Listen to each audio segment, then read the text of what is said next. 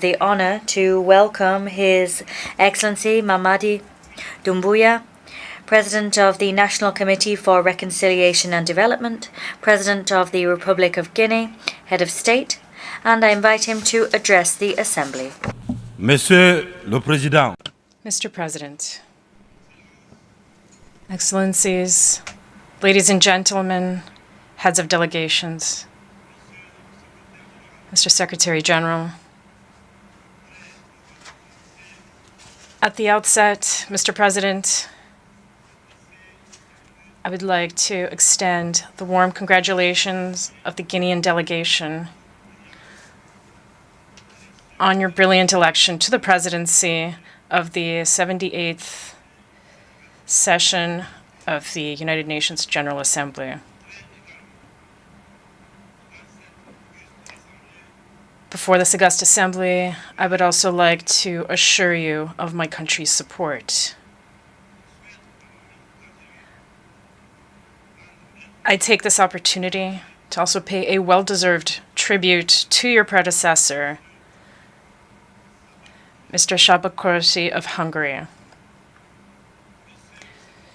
To Mr. Secretary General Antonio Guterres, I extend my gratitude for the dedication with which he leads our organization.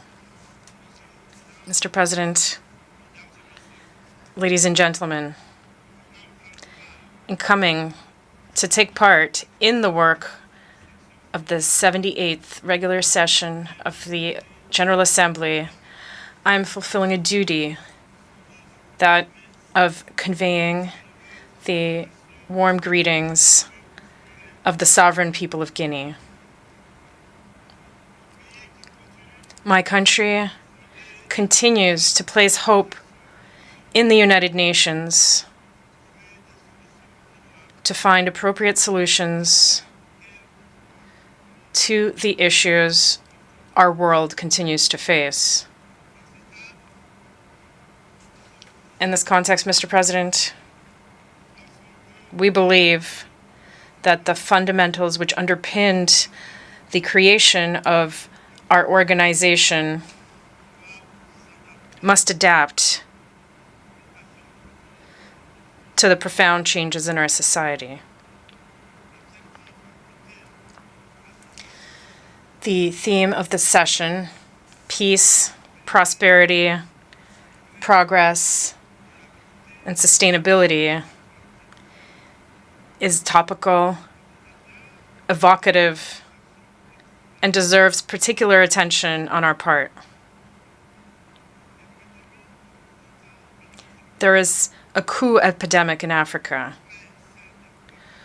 Following the COVID-19 pandemic, the continent has been hit by an epidemic of military putsches, particularly in the French-speaking countries south of the Sahara. Everyone condemns them, sanctions them, is disturbed by the sudden resurgence of this phenomenon that we had thought was a thing of the past, and rightly so.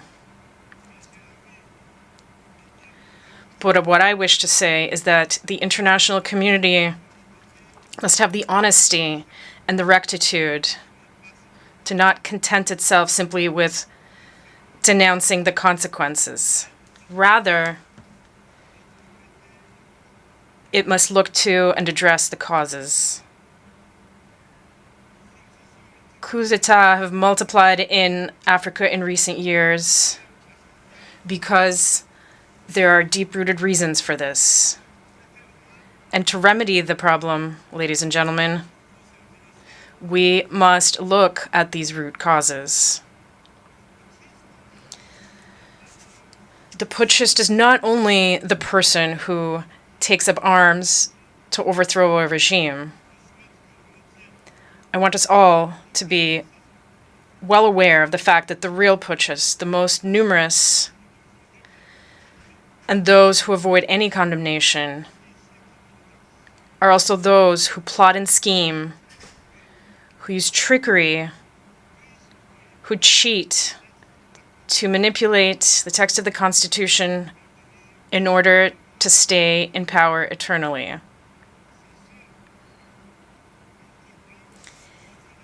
It is those in white-collar jobs who change the rules of the game as the game unfolds in order to keep the reins of power in their hands. These are the most numerous kinds of putschists.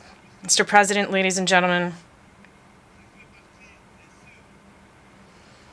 I am one of those who one day decided to shoulder our responsibility to prevent our country from slipping into complete chaos, into an insurrection. No political forces at the time had the courage nor the means to put an end to the duplicity that we were experiencing, as they were all completely neutralized back then. The institutional correction for which my brothers in arms and I took responsibility on September 5th, 2021, was only a consequence of that chaotic situation which had ended up tearing apart the social fabric of my country and undermining our coexistence.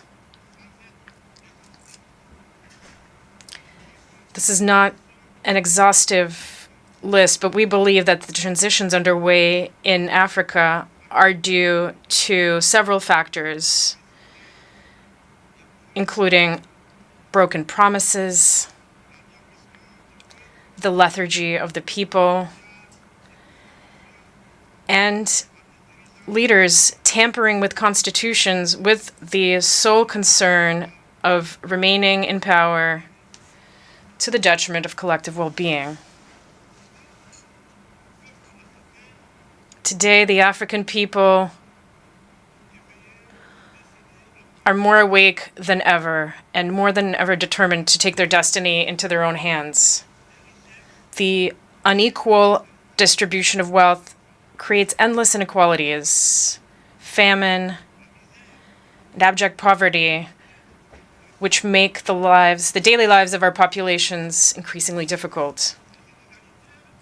These inequalities are part of the causes for the events that endanger our peaceful coexistence above all.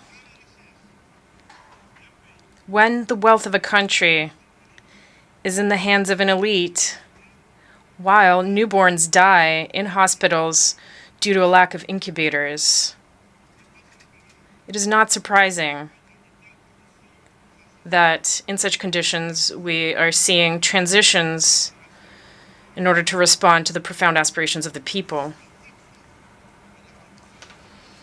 Africa, ladies and gentlemen, is suffering from a governance model that has been imposed on it.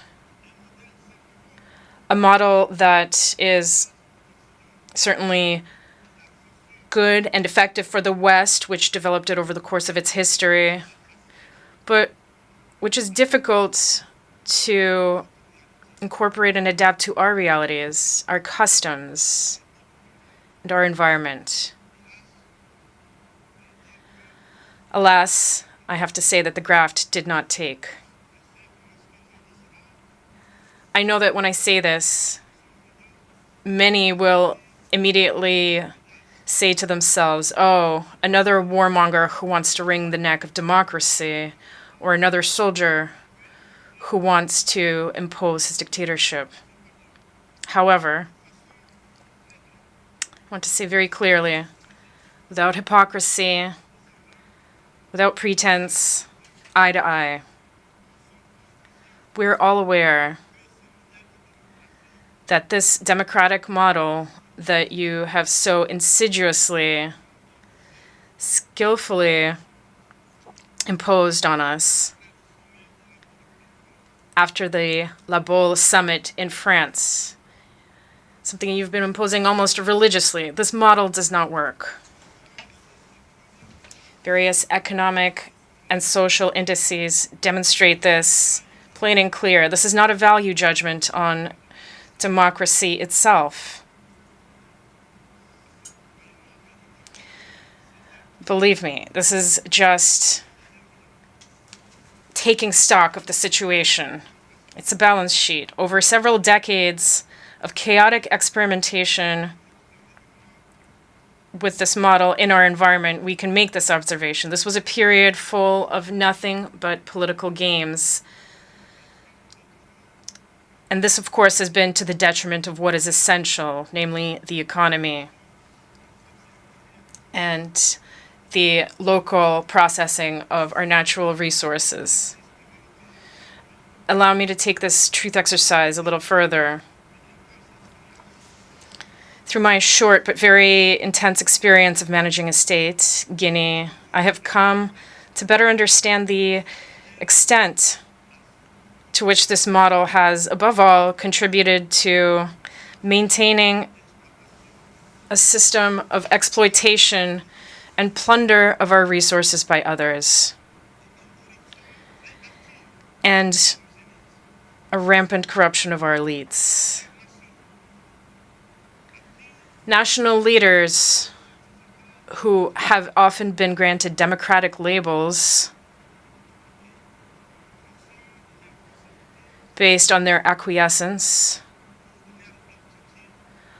or their capacity for selling off the resources and the property of their people, or perhaps their ease in giving in to the pseudo recommendations and injunctions of the great powers.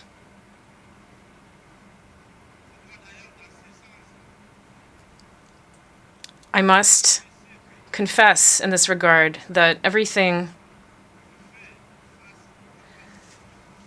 that I am facing goes beyond all imagination. These are the same people who profess democracy, transparency, who denounce poor governance and corruption, who dictate the rules. It is they who, behind the scenes, very discreetly and underhandedly, are increasing pressure to make us cede our national wealth through unconscionable leonine contracts. I understand certain leaders and some of my predecessors who,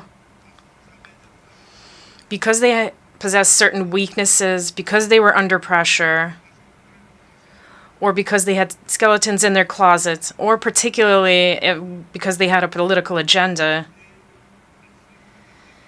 gave in to what was being asked of them.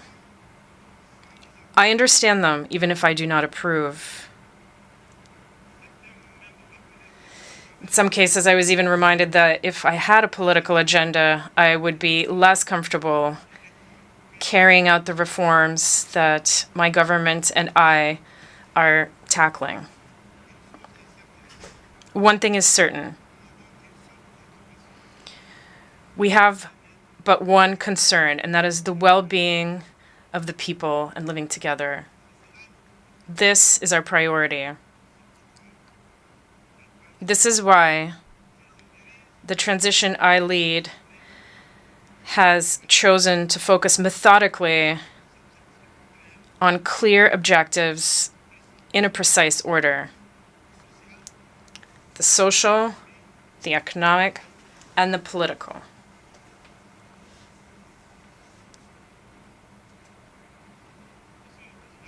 Mr. President, ladies and gentlemen, I wear my uniform in service to my people, and I would be grateful if you would respect that oath. An oath to keep ourselves a respectable distance from divisions of all kinds that many attempt to fuel in our countries.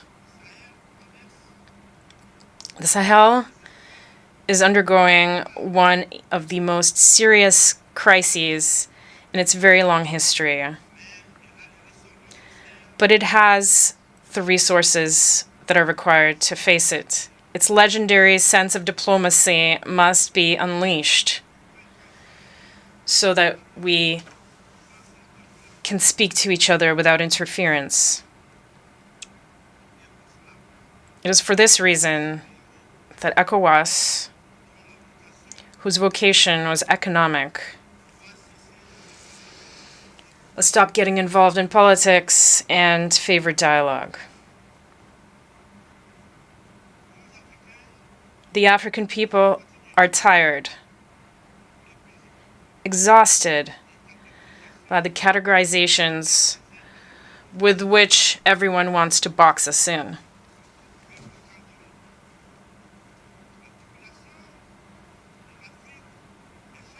Africa's population is young. It did not experience the Cold War. It did not experience the ideological wars that have shaped the world over the last 70 years. That is why we, Africans, are insulted by the boxes, the categories, which sometimes place us under the influence of the Americans, sometimes under that of the British, sometimes the French, or the Chinese, or the Russians, and even the Turks. We are neither pro nor anti-American. We are neither pro nor anti-Chinese, nor pro or anti-French, nor pro or anti-Russian, nor pro or anti-Turkish. We are simply pro-African, that is all.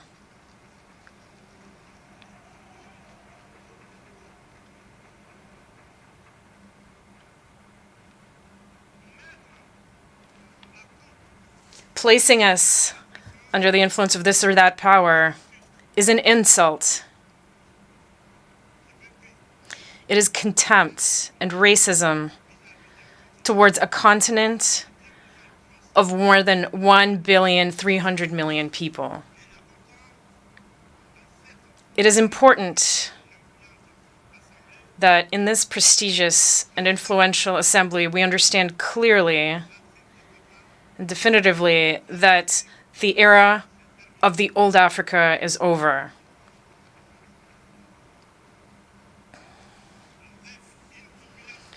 With a population of more than 1 billion Africans, around 70% of whom are young people who are completely free, open-minded, open to the world, and determined to take their destiny into their own hands.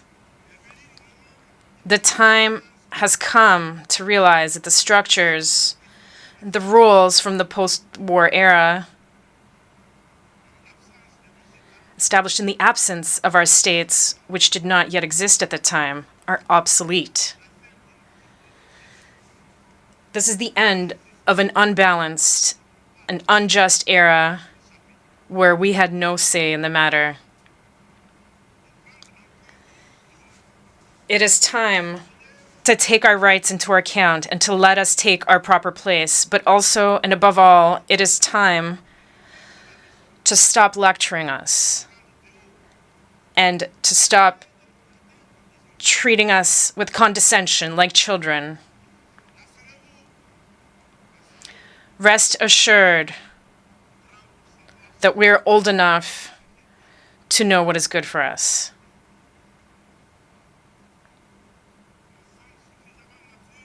We are mature enough to define our priorities, to design our own models which are in line with our identity, the daily reality of our countries and our populations, in line with what we are, quite simply. We would be very grateful to you if you trust us and let us run our business as you have allowed in certain regions of the world, as you have allowed in Asia, in the Near and the Middle East, to cite only a few.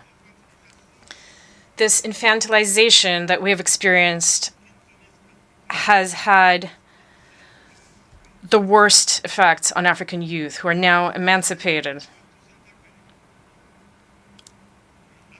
In this context, we are all challenged and called upon to carry a out a better analysis of the situation with a view to initiating and pursuing new policies for the benefit of all. The international community must look to Africa with new eyes. It must now engage in genuine cooperation with Africa in a spirit of win-win partnership. I thank you for your attention. Thank you.